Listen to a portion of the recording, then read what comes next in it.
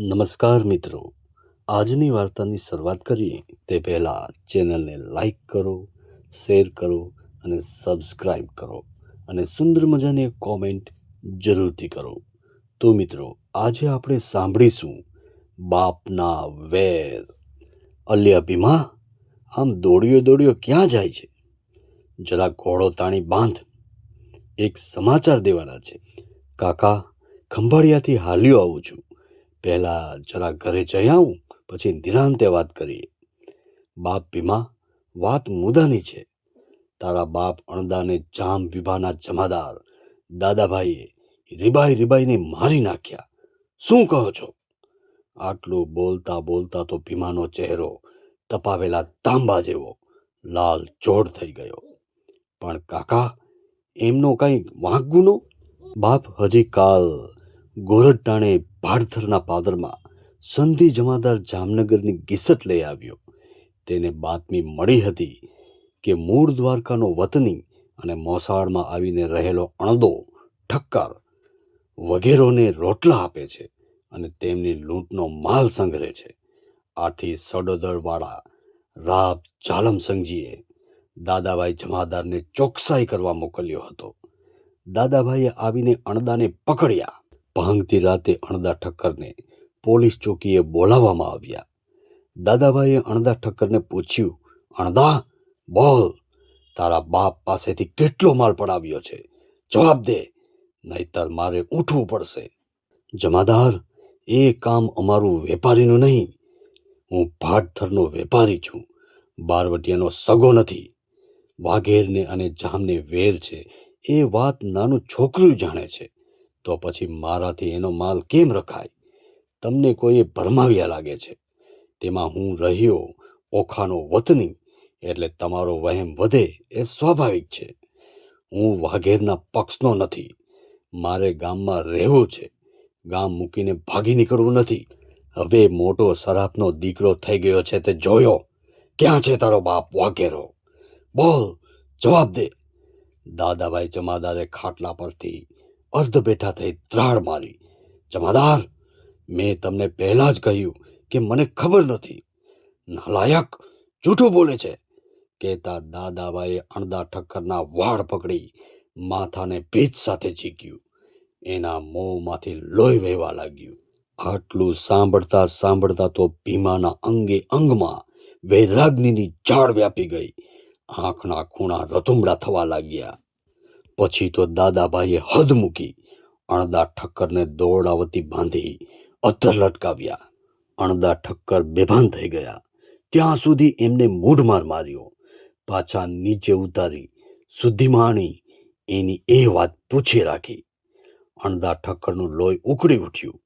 જમાદાર, હું વેપારી છું, કોઈ કોળી વાઘરી નથી. મારી નાખવો હોય તો મારી નાખ. ગાળો દેતા શરમાતો નથી. ગિસત ફેરવતા તારા જેવા પાજીઓ દેશને પાયમાલ કરે છે. બહારવટિયાના જન્મદાતા પણ તમે જ છો. તમે ઘણાને હું એકલો છું, વળી બંધાયેલો છું. મને એકવાર છૂટો કર, પછી જોઈ લે મારા હાથમાં કેટલું જોમ છે. નાદાનો, વાઘેરોને પૂગતા નથી અને ગરીબ પ્રજાને ગરદન મારવામાં સુરાપુરા થાવ છો. અણદાના પડકારે દાદાભાઈને વધુ સૂર ચડ્યું. અણદાને ફરીથી ઝાડની ડાળે બાંધી ફટકારવા લાગ્યો. માર ખાતા ખાતા અણદો ગાજવા લાગ્યો, જય રણછોડરાય, જય રણછોડરાય. આજ ઓઘા ઠક્કરનો દીકરો કમોતે મરે છે. સમયા રાજ, માણેકના રાજમાં જન્મ્યો છું. મારા ધણી, એક વાર તો તક આપવી હતી. આ જુલમગરોના માથા ભાંગી નાખતું. અનહદ માર અને તેમના ત્રાસથી અણદો રણછોડરાયને શરણે પહોંચી ગયો. અણદાનું સબ ઉતારામાં દાટી દાદાભાઈએ રાતો રાત મુકામ ઉપાડી લીધો. બાપ ભીમા, હજી તો તારા બાપને બાળીને સીધે સીધો હાલ્યો આવું છું. તને આ વાવડ પુગાડવા એ મારી ફરજ હતી. હવે શું કરવું એ તું જાણે. એમ કહીને ગામનો ગલઢેરો ગામ ભણી રવાના થયો. ભીમો ત્યાંને ત્યાં સીમાડે નહાયો. ક્રોધથી એની કાયા કંપી રહી હતી. બાપ ભીમા, તારા બાપનું મોત ઈ માર્ગે લખાયું હશે બેટા. ટાઢો પડ. માએ એને ટાઢો પાડવા કહ્યું. માં, તારો ભીમ ત્યારે જ જમશે કે જ્યારે મારા બાપના મારતનની લાશ ભૂમિ પર ઢળી પડી હશે. મારા બાપને ઝાડની ડાળીએ બાંધી રીબાવી રીબાવીને મારનાર દાદાભાઈના ટુકડે ટુકડા કરી કૂતરાને ખવડાવીશ ત્યારે જ મારા કાળજે ટાઢક વળશે. બાપ ભીમા, આપણાથી રાજને પૂગી ન શકાય. માં, લવાણાની દીકરી થઈ તું આવા કાયરના વેણ કાઢે છે. તારે તો ઉલટું મારા બાપના મારતલને મારવાના મને પાણી ચડાવવા જોઈએ. બાપનું વેર વાળે નહીં એ દીકરો ન ગણાય. માં, ભીમાના જીવતરની સાચી કિંમત ત્યારે અંકાશે કે જ્યારે અણદા ઠક્કરને મારનારના મુવાના ખબર જામને કાને અથડાશે. માં, મારા બાપનું વેર વસૂલ કરવા માટે આખા હાલારને હું ગમરોડીશ. મારું બહારવટું જામના વિભા વિલાસના પાયા ડગમગાવી દેશે. તળાવ કાંઠાના કોઠામાં તોપોના મોં ઉઘાડા કરવા પડશે. મારા દીકરા, માં કાકલુદી કરતી બોલી, તારા છોકરા નાના છે, તેના પર રહેમ લાવ. મારા પેટ બિચારી કુંજળીનો માળો કાં વીખવા ઊભો થયો છે? મારા બાપ, પછી અમારું કોણ? અમુને પોલીસવાળા ધરાઈને ધાન ખાવા દેશે નહીં. માં, એ તો ધાર્યું ધરણી ધરનું થાય. હવે ચિત્રા ફાડમાં. મારે તો મારા બાપને રીબાવીને મારનારને મારવો છે. સોન નદીને કાંઠે થાણામાં પડેલા બોકાસા હજુ મારા કાન સાથે અથડાય છે. મારો બાપ રાડો પાડતો પાડતો ઝાડ પર ટીંગાઈને કમોતે મરે અને દીકરો અહીં હાટ માંડી વેપલો કરે. ધિક્કાર છે એવા અવતારને. ધૂળ પડી એના જીવનમાં. મારા માર્ગમાં આડી ન આવ. માં, કાલ સવારે તારી કુંજડી ગલઢી થશે. પાંખો આવતા બચલા ઉડતા શીખશે. બધુંય ઠેકાણે પડી રહેશે. ચૂત થયેલો માળો ફરીથી બંધાશે. પણ મારા બાપના વેર વાળવાનો મોકો ફરીને નહીં આવે. ઘરમાંથી એક જૂની તલવાર અને એક સુકનવંતું ભાલું લઈ ભીમો બહાર નીકળી ગયો. માર્ગમાંથી સારા હથિયારો મેળવી ભીમો દાદાભાઈના પગલે પગલા દબાવતો તેની પાછળ પડ્યો. બરાડીના ચૂર ચપર ગામે એને દાદાભાઈનો ભેટો થઈ ગયો. દાદાભાઈ દારૂ પી છાકટો થઈ પડ્યો હતો.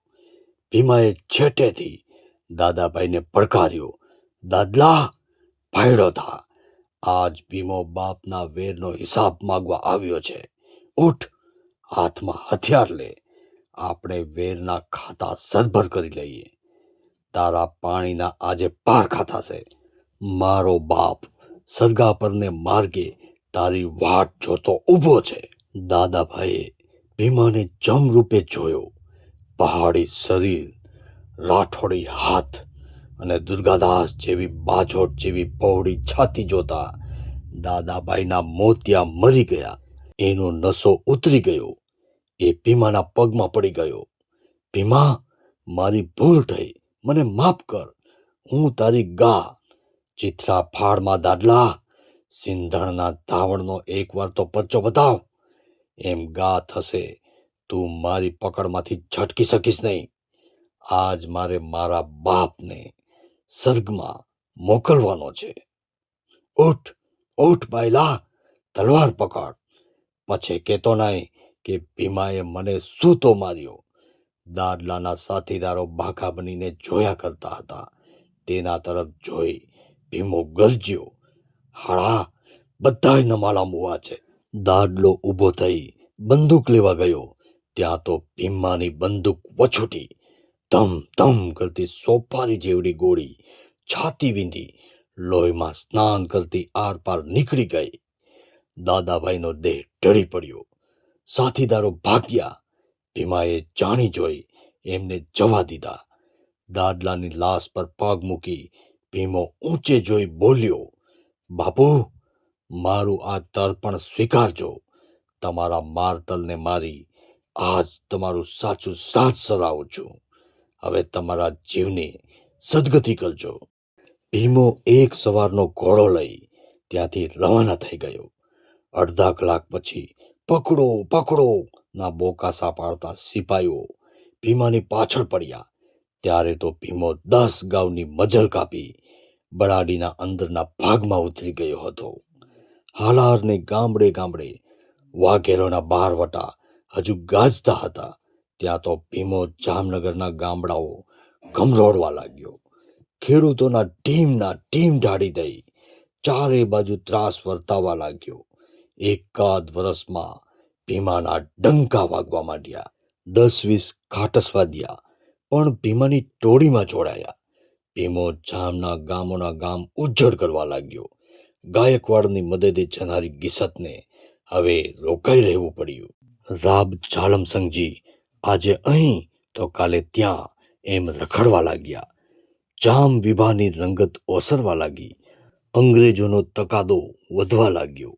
એજન્સીની સૂચના આવી કે બારવટિયાની રંજાડ ઓછી નહીં થાય તો પ્રજાના જાનમાલની રક્ષા માટે જામનગરની પોલીસ સત્તા આંચકી લઈ પોતાને હસ્તક લેવામાં આવશે. જામની મૂંઝવણનો પાર ન રહ્યો. વગેરોને ભીમાના બારવાટાના સમાચાર મળ્યા. મૂળું માણેકે ભીમાને સમાચાર મોકલ્યા કે ભાઈ ભીમા, જરૂર પડે તો મદદે બોલાવજે. મુંજાઈશમાં વગેરો તારા નામ પર ઓળઘોળ થવા તૈયાર છે. તારા જેવો મુચ્છાળ અમારી પડખે હોય તો અમે ઘડીના છઠ્ઠા ભાગમાં સોરઠને ગમરોડી સરકાર પાસેથી ધાર્યું કરાવી લઈએ. ભીમાએ પોતાના તરફથી એનો જવાબ મોકલ્યો. ભાઈ માણેકને મારા જય રણછોડ. સાથે કહેજો કે મારો માર્ગ અને આપનો માર્ગ એક નથી. તમારી લડાઈ ધરતી મેળવવાનો છે, જ્યારે મારું બહારવટું મારા બાપનું વેર વાળવા પૂરતું છે. તમે લૂંટ કરો છો તેમાં મારા જાતભાઈ લવાણાઓને પણ લૂંટો છો. હું તો સરકારી માણસોને મારી મારું વેર વાળું છું. લૂંટફાટ મને પસંદ નથી. આ સમાચારથી મૂળું માણેક અને જોધો માણેક ભીમાને મળવા આતુર બન્યા. ભીમાનો ત્રાસ દાડે ને દાડે વધતો જતો હતો. ગિસતવાળાએ એની માસીની દીકરી મોતીને ભીમાને સમજાવવા મોકલી. સાથે સાથે આશા આપી કે અમે ભીમાનો વાળ પણ વાંકો થવા દેશું નહીં. મોતી સલાયાની હતી. બાળ બચ્ચા વગરની એકલી અટુલી વિધવા હતી. ભીમાના રહેઠાણનો પત્તો મેળવી એને સમજાવવા એ નીકળી. ભીમાએ એને ઓળખી કાઢી. સ્નેહથી પોતાની પાસે બેસાડી. ભીમા, મારા વીરા, હવે તો હદ થાય છે. ગિસતવાળાના ત્રાસથી માસી અને વહુ તવામાં રોટલા શેકાય એમ શેકાય છે. તારા કાકા પકડાયા. નાના રંગનાથને ફૌજવાળા ઉપાડી ગયા. મોટા કાકાને ગામ બહાર જવાની મનાઈ છે. વેપાર બંધ થઈ ગયો છે. કુટુંબ આખું ભૂખું મરે છે. દુકાને દુકાને જામના તાળા ભીડાઈ ગયા છે. ફોજદાર ન બોલવાના બોલ બોલી જાય છે. બાપ, હવે તો હથિયાર હેઠા મૂક. મહાના વેર વળી ગયા. હવે હદ થઈ. જામ થાક્યા છે. જામની ગિસત પણ થાકી છે. હવે ખમૈયા કર મારા વીરા. મોતી, તું માસીની દીકરી છે એટલે જાજો ધોકો કરતો નથી. મારી મા જણી આમ કાયરની જેમ બોલી ગઈ હોત તો ભીમાને વેદના થાત. તું શું જાણે કે બાપના વેર કેમ વળાય? તું તારે સલાયામાં બેઠી લહેર કરને. જા ઘેરે જા. તને મોકલનાર ફોજદારને કહેજે કે ભીમાએ રામ રામ કહેવડાવ્યા છે. મારી મા અને કાકાને ડારનારની ખબર 15 દિવસમાં ન લો તો જાણજે કે માસીએ ભીમો નહીં પણ પાણો જણ્યો હતો. આજ સુધી તો સબૂરી પકડી હતી. હવે તો નિત નવું ગામ ભંગાય તો જાણજે કે ભીમો હજી જીવતો છે. આમ વાતો ચાલે છે ત્યાં તો સન્ન કરતી ગોળી ભીમાના માથા પરથી નીકળી ગઈ. ભીમો ચમકી ગયો. તેણે પોતાની બંદૂક સંભાળી લીધી. સળગતી જામગીરીના ગેલને ખેરવી બંદૂકને હાથમાં ઉપાડી અવાજ આવતો હતો તે દિશામાં ગોળી છોડી. ધન કરતો અવાજ થયો. તેના પડઘાથી સાથીદારો દોડતા આવી ભીમાને વીંટળાઈ વળ્યા. બધાય જામગીરી ધરબવા લાગ્યા. ભીમો બોલ્યો, મોતી, તું તો ગિસતને હાલે જ લાવી છે ને શું? જા, હવે હાલી જા અહીંથી. કબોયને મારવામાં પાપ છે. ફટ છે તને. ભાઈને મારવાનો કામો તારે હાથે રચાયો. તને નાણાંની ભૂખ હતી તો મને કેવું તું તારું ઘર ભરી દેત.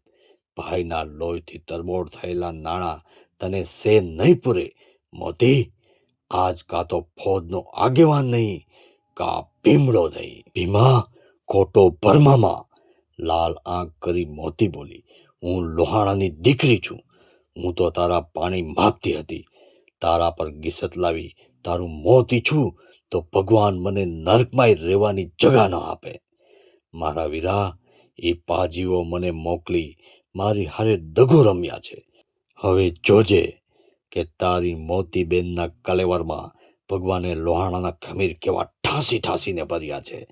આમ કહેતા માથાની સાડી સરકાવી, ભેટ બાંધી અને એક સાથીદારની વધારાની બંદૂક ઉપાડી લઈ, પથ્થરની ઓથ લઈ એ પણ પેટ્રોલ ચીને બેઠી. ગિસતવાળા જેમ જેમ આગળ આવતા ગયા તેમ ભીમો અને મોતી એમને વધાવતા ગયા. એક પછી એક જુવાનો ભૂમિ પર ઢળવા લાગ્યા. મોતીના પડકારે ભીમાના સાથીદારોને પાણી ચડાવ્યું. ભીમાએ અને મોતીએ પૂરા 2 કલાક સુધી ગિસતના વેગને રોકી રાખ્યો. હવે ભાગ્યા વિના બીજો માર્ગ જ નહોતો. મોતી ભાટધરને માર્ગે અને ભીમો બરાડીને માર્ગે રવાના થઈ ગયો. ભીમા પાસેથી નીકળેલી મોતી ભાટધર તરફ એકલી જતી હતી. ત્યાં વાવડ મળ્યા કે વિંજલ પરની સીમમાં ભીમાના ભાઈ કામાને તથા નાની બેનને કટકમાં લઈ કાફલો પડ્યો છે. એકલા હાથે ત્રાટકવાનો વિચાર કરીને મોતી ગિસત ઉપર ત્રાટકી. 8 સિપાહીઓને ઢાળી આગેવાનને ઠાર કર્યો. બંનેને છોડાવી મોતી ગારંભડી ગામે આવી પહોંચી. ત્યાં થાણામાં ખબર પૂગી ગઈ હતી. થાણાના જમાદારે મોતીને ટપારી, એ ભાઈ ઊભી રે, ક્યાં જાય છે? ગૌરવ મૂર્તિ મોતીથી આ અવગણના સહન ન થઈ. તેણે આછા ઉજાસમાં અવાજ પરથી નિશાન લીધું અને એ લેતો જા કહેતા બંદૂક પર જામગીરી દાબી. સન્નન કરતી ગોળી છૂટી. આ કરતો બોલનાર ધરતી પર ઢળી પડ્યો. ભાગતા ઉકેલાય તેમ નથી એમ માની મોતી ત્યાં જ ઊભી રહી ગઈ. થોડી વારમાં 22 સિપાહીઓ સામે આવતા દીઠા. આવનારાનો એણે બહાદુરીપૂર્વક સામનો કર્યો. મોતીનો દેહ ચાણીની માફક વિંધાઈ ગયો હતો. સામાવાળા 5ને વોડાવ્યા તરીકે સાથે લઈ એણે ધરતી માતાની સોડ તાણી. તેનું પ્રાણ પંખેરું પાંખો ફફડાવતું ઉડી ગયું. ભીમો અને તેની બહેન ગિસતના હાથમાં ફરીથી પકડાઈ ગયા. ભીમાના કાન પર મોતીની માટી આઈની વાત આવતા તેને બમણું સૂર ચડ્યું. રોજ તે ગામ પર ગામ ભાંગવા લાગ્યો. દિવસે દિવસે સાથીદારો ઓછા થવા લાગ્યા. હવે ભીમો થાક્યો. છેલ્લે પોતાની જન્મભૂમિ યાદ આવી. જાણી જોઈ તે ભાટધર આવ્યો. થાણાના સિપાહીઓને પડકાર્યા. સામી છાતીએ ઘૂમ્યો. થાણાના 10 સિપાહીને મારી ધરણી પર ઢળી પડ્યો. જે માટીમાંથી એની કાયા ઘડાઈ હતી એ માટીમાં જ એ પડી ગઈ. સરકારી માણસોએ ભીમો જતા છુટકારાનો દમ ખેંચ્યો. ગામ લોકોએ ભીમાના મૃત્યુ સ્થાને દેરી જણાવી. કવિઓએ પોરસથી એને બિરદાવ્યો. મોતીના મૃત્યુ સ્થાને પણ પાળીઓ ખોડવામાં આવ્યો. સોરઠ અને સોરઠના વીરોને બિરદાવતા ભાટચારણો આજે પણ ગાય છે. સોરઠ તરા ન સંચર્યો ન ચડ્યો ગઢ ગિરનાર, ન નાયો નદી ગોમતી એડે ગયો અવતાર. તો મિત્રો, આજની વાર્તા જો આપને પસંદ આવી હોય તો ચેનલને લાઈક કરો, શેર કરો અને સબસ્ક્રાઈબ કરો અને સુંદર મજાની કોમેન્ટ જરૂરથી કરો. ધન્યવાદ.